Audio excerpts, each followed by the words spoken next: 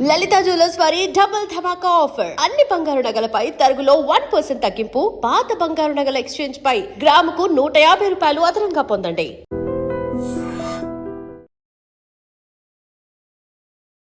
Hi, welcome to iDream. Cine roundup కార్యక్రమానికి స్వాగతం.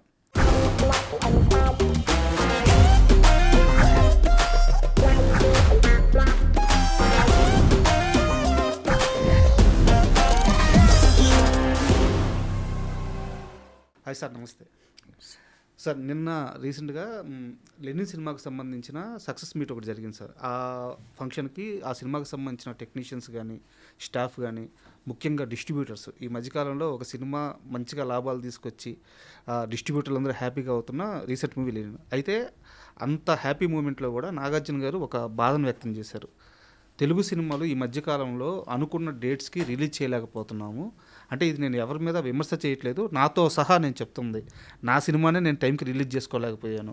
ఇంకా పెద్ద సినిమాలు, రాబోయే సినిమాలు, ఆల్రెడీ కొన్ని సినిమాలు పోస్ట్పోన్ అయిపోయి ఉన్నాయి. ఒడిస్సీ లాంటి మూవీని క్రిస్టోఫర్ నోలన్ సంవత్సరం ముందు డేట్ చెప్పి రిలీజ్ చేశారు.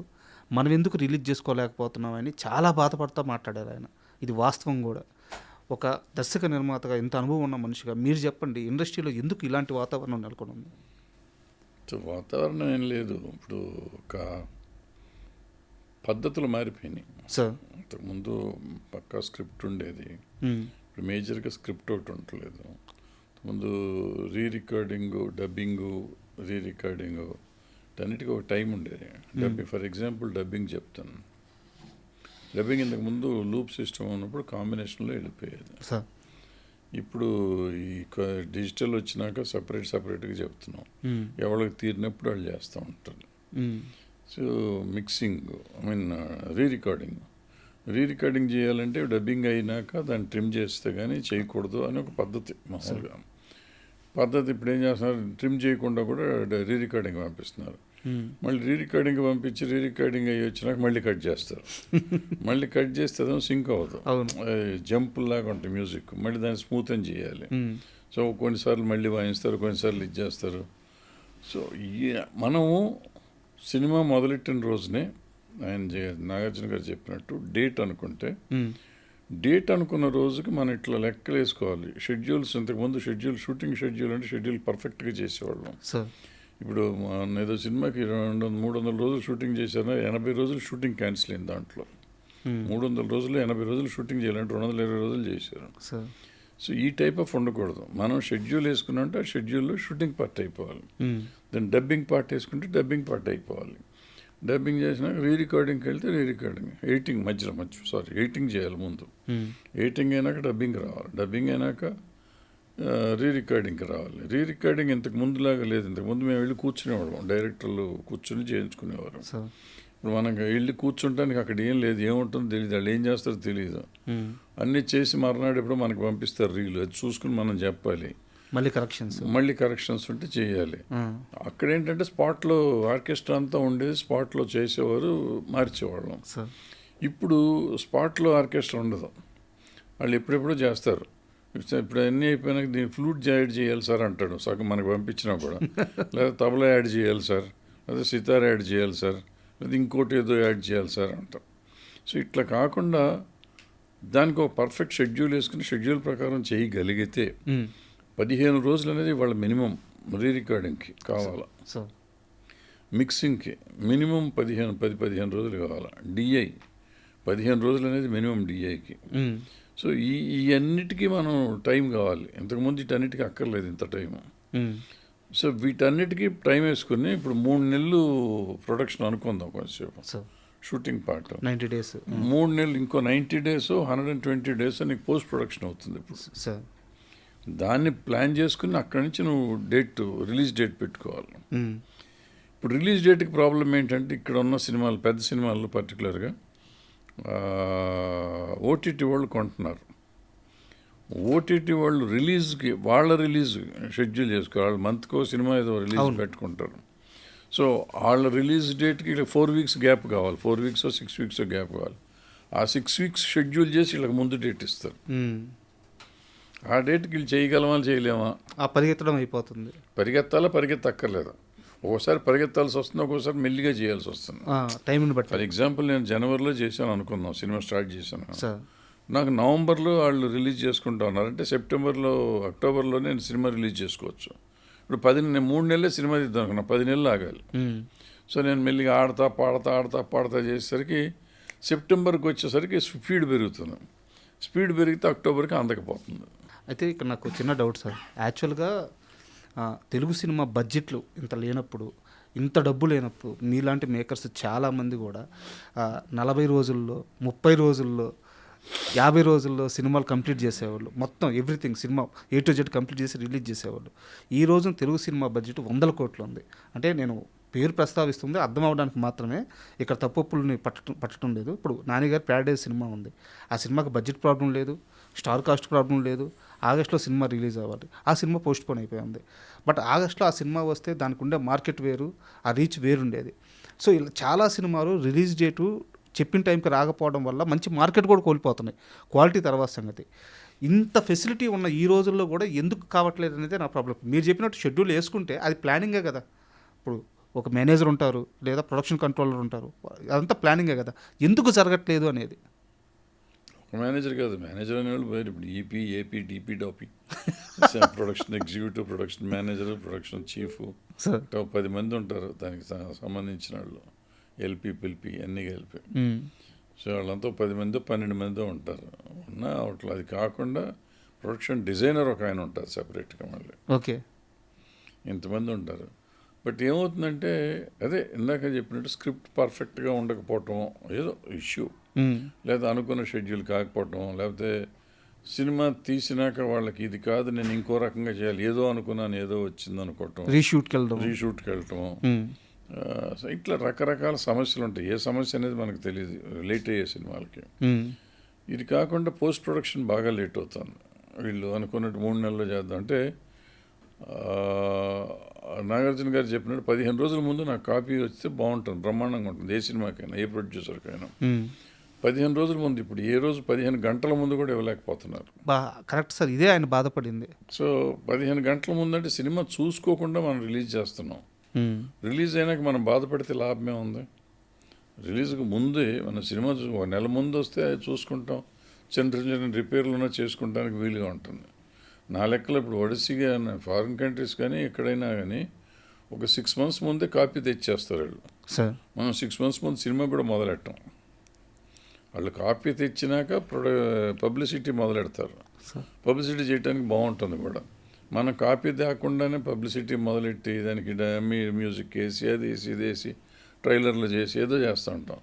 ఫుల్ కాపీ తెచ్చి పబ్లిసిటీ చేయటం అనేది మనకి అసలు ఈ మధ్యకాలంలో ఇప్పుడు జరగలేదు, జరగట్లేదు. ఈ మధ్యకాలంలో జరగట్లేదు సార్. మీరు అన్నమాటే వాళ్ళు 6 నెలల ముందే సినిమా తీసుకొచ్చి మొత్తం రెడీ చేసి పెడతారంటున్నారు. సో ఈ రోజును పోల్చుకుంటే వాళ్ళ సినిమాలకు మన సినిమా ఏం తక్కువ కాదు. ఖచ్చితంగా ఎగ్జిక్యూషన్లోనే ప్రాబ్లం వస్తుంది. నాకు తమ్మారెడ్డి స్టైల్లో సమాధానం కావాలి. ఎక్కడ సమాధానం అంటే ఎక్కడ ఈ ప్రశ్నకి సమాధానం దొరకదు, ఎక్కడ తప్పు జరుగుతుంది, ఓపెన్గా కావాలి. ఎందుకంటే ఓపెన్ ఏం లేదు, ఓపెన్ అంటే అన్నీ ఓపెనే. ఇక్కడ కంట్రోల్ అనేది ఎవరికి చేతిలో లేదు.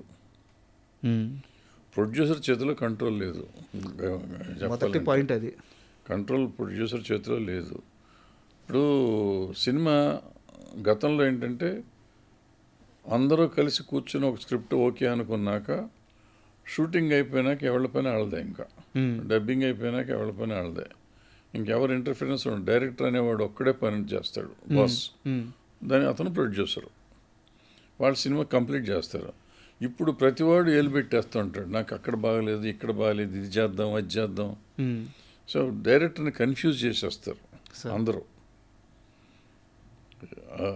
అన్ని క్యారెక్టర్లు దాన్ని డైరెక్టర్ అనేవాడిని కన్ఫ్యూజ్ చేస్తారు. కన్ఫ్యూజ్ చేస్తే రోజుకు ఒక ఆలోచన వస్తుంది. రోజుకు ఒక ఆలోచన వస్తే రోజుకు ఒక పద్ధతిలో తయారవుతుంది. అది కుక్క పిల్లని చేద్దామంటే కాకి పిల్ల అవచ్చు, కాకి పిల్లని చేద్దామంటే కుక్క పిల్ల అవచ్చు, అదే కాకి కోకిలు కూడా అవ్వచ్చు. ఒక్కోసారి కోకిలు అవుతుందని అందరూ వెళ్ళి పెడుతూ ఉంటారు. ఎందుకు మన పని మనం చేసుకుని డబ్బులు ఇచ్చారు, మనకు చెప్పింది చేసాం, వాళ్ళు అడిగింది మనం డెలివరీ ఇచ్చేసాం, మన పని మనం చూసుకుందాం అనుకోకుండా పెద్ద దాంట్లోనే వెళ్ళి పెడతారు. రిలీజ్ డేట్ దగ్గర నుంచి అన్ని నాకే కావాలంటే కష్టం కదా. అయితే ప్రొడ్యూసర్ చూసుకోవాల్సిన బాధ్యత అది. చూడడం, మనకు డబ్బులు ఇచ్చారు, నేను పని చేశాను, వెళ్ళిపోయాను, డైరెక్టర్ డబ్బులు ఇచ్చారు, ఆయన పని చేస్తాడు, వెళ్ళిపోతాడు. మిగిలినవన్నీ ప్రొడ్యూసర్ చూసుకుంటాడు. అట్లా ఎవడి పని వాడు చేసుకోవటం అనేది వస్తే మీరు అడిగిన దానికి సమాధానం. ఆ సిస్టమ్ లేదు ఇప్పుడు. అయితే ఇక్కడ ఇంకో చిన్న సమస్య కూడా ఉంది సార్. మీ కాలంలో అంటే మీరు యాక్టివ్గా సినిమాలు చేసిన సమయంలో ఒక టెక్నీషియన్ ఈ టైంకి రావాలంటే ఆ టైంకి వచ్చి ఒక షెడ్యూల్ ఉండేది. బట్ ఇప్పుడున్న పరిస్థితుల్లో ఏంటంటే ఒక మ్యూజిక్ డైరెక్టర్ నైట్ పూటే పనిచేస్తాడు, అతను మిగతా టీంతో సంబంధం లేదు. ఇంకో టెక్నీషియను రోజు మార్చి రోజు పనిచేస్తాడు. ఇంకో టెక్నీషియను చాలా బిజీగా ఉండి ఒక షెడ్యూల్ ప్రకారం పనిచేస్తారు. డైరెక్టర్లు అందరూ, ప్రొడ్యూసర్లు అందరూ వాళ్ళకి ఆ కంఫర్ట్స్ ఇచ్చేస్తున్నారు. సో 100 కోట్ల రూపాయలు బడ్జెట్ పెట్టినప్పుడు ముఖ్యంగా హీరోలు సినిమాలో ఏ షాట్ ఉండాలి, ఏ షాట్ ఉండకూడదని నిర్ణయించేస్తున్నారు హీరోలు. సో టెక్నీషియన్స్కి కానీ స్టార్స్కి కానీ ఇంత ఫ్రీడమ్ ఇవ్వడం అనేది ఇది రిలీజ్ డేట్కి సంబంధించి మాత్రమే అడగట్లేదు సార్ నేను, సినిమాకే మైనస్ అవుతుంది కదా. అంటే మైనస్ అంటే ప్రాబ్లం ఇక్కడ ఇదేంటంటే ఆ పర్టికులర్ హీరో గారి పేరు మీదే మనం సినిమా తీసి బతుకుతున్నాం. ఏ హీరో అయినా కానీ ఏలు పెట్టాడు అంటాం. ఆయన అసలు ఆయన కాలు పెట్టకపోతే సినిమా లేదు కదా. ఆయన కాలు పెట్టినప్పుడు ఏలు పెడతానికి మనం నోరు మూసుకుని కూర్చోవాలి. అంతేనా? అంతేగా మరి. మరి ఆయన లేకపోతే సినిమా లేదు. వాళ్ళ మార్కెట్ ఏదన్నా ఉంది అంటే సినిమాకి నీకు గ్లామర్ ఉందన్నా, సినిమా నీకు కంప్లీట్ అయినాక జనం వస్తారన్నా ఆయన పేరే. సో ఆయన డెఫినెట్గా ఆయన సుఖం ఆయన చూసుకుంటాడు. నేను ఇక్కడ బాగోలేదు, లేకపోతే ఇది బాగోలేదు, ఇది బాగుంది, ఇది బాగలేదు అని ఆయన జాగ్రత్త ఆయన పడతా ఉంటాడు. అంటే గతంలో ఈ పరిస్థితి ఉండేది అనేది లేదు. గతంలో ఈ పరిస్థితి ఉండేది. సినిమా అయిపోయేది, షూటింగ్ చేసేవారు, వాళ్ళు దారిని వాళ్ళు వెళ్ళేవారు. కాపీ అయినాక మనం పిలిచి చూపించేవాళ్ళం. బాగుంటే బాగుంది అనేవారు, లేదా లేదనేవారు, పోయి వెళ్ళిపోయేవారు, మొహమే చెప్పేసేవాళ్ళు. ఇది చాలా తీవ్రమైన సమస్యలాగా కనిపిస్తుంది సార్. ఎందుకంటే నాగార్జున అంతటి వ్యక్తి. ఇప్పుడు ప్రాబ్లం ఇంకోటి ఏంటంటే అప్పుడు ఇంక మాకేం చూస్తానికి లేదు. ఇప్పుడు మానిటర్ ఉంది, షార్ట్ అయిన కాడి నుంచి షూట్ చూస్తున్నాం. షార్ట్ అవ్వగానే ఆర్టిస్ట్ వచ్చి చూసుకుంటున్నాడు, టెక్నీషియన్ వచ్చి చూసుకుంటున్నాడు. మళ్ళీ రీ రికార్డింగ్ అయిపోయినాక ఇంకా అది బాగాలేదు, ఇది బాగాలేదు, సినిమా బాగాలేదు అంటే నువ్వు ఎట్లా అంటే నీకు ముందే తెలుసు కదా. అవును. సో మనం కామెంట్ చేసామంటే మరి వ్యాపారం వాళ్ళ పేరు మీద చేస్తున్నాం, వాళ్ళు లేకపోతే సినిమా లేదు. ఇక వాళ్ళని గురించి మనం ఎక్కువ కామెంట్ చేయడం కరెక్ట్ కాదు కదా సార్. అయితే ఇక్కడ ఇంకో సమస్య కూడా ఉంది సార్. ఇప్పుడు మొన్న రీసెంట్గా రిలీజ్ అయిన పెద్ది సార్, పెద్ది కూడా ముందు ఒక డేట్ చెప్పారు. ఆ డేట్కి సంబంధించిన వర్క్ అంతా జరిగిపోయింది. అండ్ మీడియాకి కూడా ఆ కథకు సంబంధించిన కొన్ని వార్తలు తెలిసిపోయినాయి. ఇంకా రిలీజ్ కాబట్టి అందరూ ఆ రహస్యాన్ని కొన్ని రోజులు హోల్డ్ చేశారు. బట్ ఒక్కసారిగా డేట్ పోస్ట్ పోన్ అయ్యేలేకే సినిమాలో ఉన్న ఆ మేజర్ ట్విస్ట్ ఏదైతే ఉందో, హీరోకి కాలు బోద్ది అనేది, అది బయటకు వచ్చేసింది. సినిమా చూస్తున్నంతసేపు ఆడియను కథతో కనెక్ట్ అవ్వకుండా హీరోకి కాలు ఇప్పుడు పోద్ది ఈ మూడుతో సినిమా చూశాడు. సో ఇది కూడా సినిమాలో ఉన్న కంటెంట్ కూడా రిలీజ్ అయిపోతుంది డేట్ పోస్ట్ పోన్ అవ్వడం వల్ల. అంటే కంటెంట్ రిలీజ్ అయితే ఏం భయం ఎందుకు పడాలి మనం సార్? ఇప్పుడు మనం ఇంతకు ముందు సినిమాలు చేసినప్పుడు ముందు కథ చెప్పేవాడు. అంటే ఫుల్ కథ కాకపోయినా ఇలాంటిది కుటుంబ కథా చిత్రం, లేకపోతే ఇట్లా ఉంటుంది, లేకపోతే ఏదో హీరో మీద ఏదో ఒక రఫ్గా ఒక హింట్ వదిలేవారు. అవును, అంతకుముందు. ఇప్పుడు అసలు అంత రహస్యాలు అయిపోయినాయి. ఏదో రహస్యాలు అయిపోతే లేట్ అయినప్పుడు కొన్ని వస్తూ ఉంటాయి. పై ఇలాంటి పాయింట్ అయితే రివీల్ అవ్వకూడదు కదా సార్? అవ్వకూడదు ఏముంది, ఆ సినిమాలో పార్ట్ ఆఫ్ ఇట్టే కదా. ఆయన కాలు లేకుండా కూడా ఆయన గెలిచాడు అనేది ఆ సినిమా కథ సార్. సో దాంట్లో తప్పేమో తెలిసే తప్పే కొంపమునిగేది ఏం లేదు. అంత పెద్ద హీరోకి అటువంటి చిన్న చిన్న రివలేషన్స్ ఉన్నా కానీ నష్టమేం జరగదు. ఊరికి మనం కంగారు పడిపోవటం, ఏమో తెలిసిపోతే ఏం అవ్వదు. ఈ రిలీజ్ డేట్ పోస్ట్ పోన్ అవ్వడం అంటే వెనక్కి వెళ్ళడం, ఒక్కోసారి నెలలు వెనక్కి వెళ్తున్నాయి. సో సినిమా ఇండస్ట్రీలో డబ్బులన్నీ ఫైనాన్స్ నుంచే తీసుకొస్తారు. సో నిర్మాత మాత్రం ఈ విషయాన్ని బయటికి చెప్పలేక డైరెక్టర్ ఏమనుకుంటాడో, హీరో ఏమనుకుంటాడో, వడ్డీలు కట్టుకుంటూ ఎంత తీవ్రంగా నలిగిపోతున్నాడంటే, వీళ్ళు సినిమానేమో చెక్కుతూ ఉంటారు, ఆయనేమో నలిగిపోతూ ఉంటాడు. ఈ బాధ ఈ నిర్మాతలకు ఎప్పుడు పోద్ది? అంటే బాధ అంటే ఇప్పుడు నిర్మాత, నేను సేలబుల్ హీరో కావాలి, సేలబుల్ డైరెక్టర్ కావాలి, ఇవన్నీ అయిపోయినాక ఓటీటీకి నేను అమ్మాలి. ఇక్కడ ఎవరెవరు కంట్రోల్ చేయాలి? హీరో కంట్రోల్ చేస్తాడు, డైరెక్టర్ కంట్రోల్ చేస్తాడు, ఓటీటీ కంట్రోల్ చేస్తాడు. ఓటీటీ డేట్కి నేను అడ్జస్ట్ అవ్వాలి, హీరో డేట్కి అడ్జస్ట్ అవ్వాలి, డైరెక్టర్ డేట్కి అడ్జస్ట్ అవ్వాలి. సో నేను అడ్జస్ట్మెంటే. ప్రొడ్యూసర్ అనేవాడు ఇప్పుడు అడ్జస్ట్మెంట్. ప్రొడ్యూసర్ అనేవాడికి నైతిక బాధ్యత కానీ ప్రాక్టికల్ బాధ్యతలు లేవు, అవకాశం లేదు. సో ఏదో చేస్తూ ఉంటాడు. సో వీళ్ళందరి మీద అందరి ప్రెషర్ బట్టి అల్టిమేట్గా ఓటీటీ డిసిషన్ బట్టి సినిమా రిలీజ్ అవుతుంది. అల్టిమేట్ అది, వీళ్ళెవరు కాదు. ఓటీటీ అల్టిమేట్ అంతేగా సార్. ఓటీటీలో సినిమా రిలీజ్ వాళ్ళ డేట్ చెప్తేనే ఆ డేట్కి మనం రిలీజ్ చేయాలి ఇక్కడ. సో ఆ టైంకి ఇప్పుడు వేరే అపోజిషన్స్ ఉంటే వాళ్ళని బతిమాలుకోవాలో ఇంకోటో. సో 2 ఓటీటీలు 2 వేరే కంపెనీలు అనుకో. ఇప్పుడు ఫర్ ఎగ్జాంపుల్ ఆ ఓటీటీ వాళ్ళు 2 సినిమాలు కొన్నారు, ఒక XY 2 కొన్నారు, 2 ఇద్దరు వేరే హీరోలు. 1 నెలలో రిలీజ్ చేద్దాం రెడీ అయిపోయినా కానీ X రిలీజ్ చేద్దామని అనుకుంటే వైని రిలీజ్ చేయని వాళ్ళు. వాళ్ళకి మంత్కి ఒకటి ప్లానింగ్ ఉంటుంది కాబట్టి వై నెక్స్ట్ మంత్ వరకు ఆగాలి సార్. ఆగమంటే ఆగాల్సిందే కదా. అంటే నీకు ఈ రేట్లు గీట్లు చూసినాక ఆల్మోస్ట్ ప్రాఫిట్లోనే ఉంటారు కాబట్టి పెద్ద పోతారు అనేది ఉండకపోవచ్చు. అంటే పెద్ద సినిమాల వరకు ఓకే సార్. ఇప్పుడు చిన్న సినిమాలు పెద్దగా లేవు అసలు. చిన్న సినిమాలకి వాళ్ళు పెద్ద రెస్ట్రిక్షన్ ఉండదు, చేసేస్తారు. బట్ టైం చెప్తారు ఏదో. పెద్ద సినిమాలకి ఎందుకంటే పెద్ద సినిమాల మీదే వాళ్ళకి ఎంతో కొంత సబ్స్క్రిప్షన్స్ వస్తాయి. చిన్న సినిమాల మీద సబ్స్క్రిప్షన్ రాదు, అందుకని దాని మీద పెద్ద ఇన్సిస్ట్ చేయరు వాళ్ళు. పెద్ద సినిమాలకి 100% ఇన్సిస్ట్ చేస్తారు. ఇక్కడ ఆ టైం వచ్చినప్పుడు వాళ్ళకి మార్కెట్ పెరుగుతూ ఉండాలి కదా, అందుకే ఎక్కువ రేట్ ఇస్తారు కదా వాళ్ళకి. ఎక్కువ రేట్ ఇచ్చినప్పుడు మరి ఎక్కువ కవరేజ్ వచ్చినప్పుడు 80% డబ్బులు కదా తింటున్నప్పుడు వాళ్ళ మాట వినాలిగా మనం. సార్ అయితే ఇక్కడ ఈ మొత్తం సమస్యకి ఒక చిన్న పరిష్కారంగా నాకు ఒక చిన్న ఆలోచన ఉంది. అది కరెక్టా కాదో మీరు అంటే ఇది పాటించాలని కాదు కానీ బట్ నాకున్న జ్ఞానం మేరకు ఇది అయితే అవ్వద్దని. ఇప్పుడు హీరోలు ఉంటారు సార్, వాళ్ళకి మేనేజర్లు ఉంటారు. వాళ్ళు రెమ్యునరేషన్ అడగకపోయినా మేనేజర్లు గట్టిగా అడిగి తీసుకుంటారు, వీళ్ళు అడగలేకపోతే. అలాగే ఇప్పుడు ప్రొడ్యూసర్ హ్యాండిల్ చేయలేకపోవచ్చు. బట్ ఒక మనిషిని ఇప్పుడు మీలాంటి పెద్దోళ్ళు ఉంటారు సార్, సినిమా మీద గ్రిప్ ఉండి ఎవరైనా మీ మాట వినే అంటే వాళ్ళకి కమాండ్ చేయగల కెపాసిటీ ఉన్న మనుషులు ఉంటారు. అలాంటి వాళ్ళని సెట్లో పెట్టుకుంటే వాళ్ళు ఒక షెడ్యూల్ వేస్తే ఆ భయంతో అయినా పనులు జరుగుతాయి కదా. ఏం జరగవు. ఇవన్నీ ఇప్పుడు పోయిందమ్మా, సిస్టమ్ పోయింది. ఇప్పుడు జరిగే పనులు కాదు ఇవన్నీ, ఎవరిది కాదు.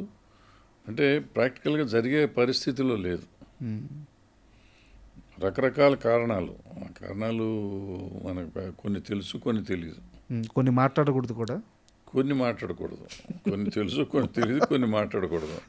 సో ఎందుకు దాని గురించి ఎక్కువ రప్చర్ చేసుకోవటం అనవసరం, వాళ్ళని బాధ పెడతాం అనవసరం.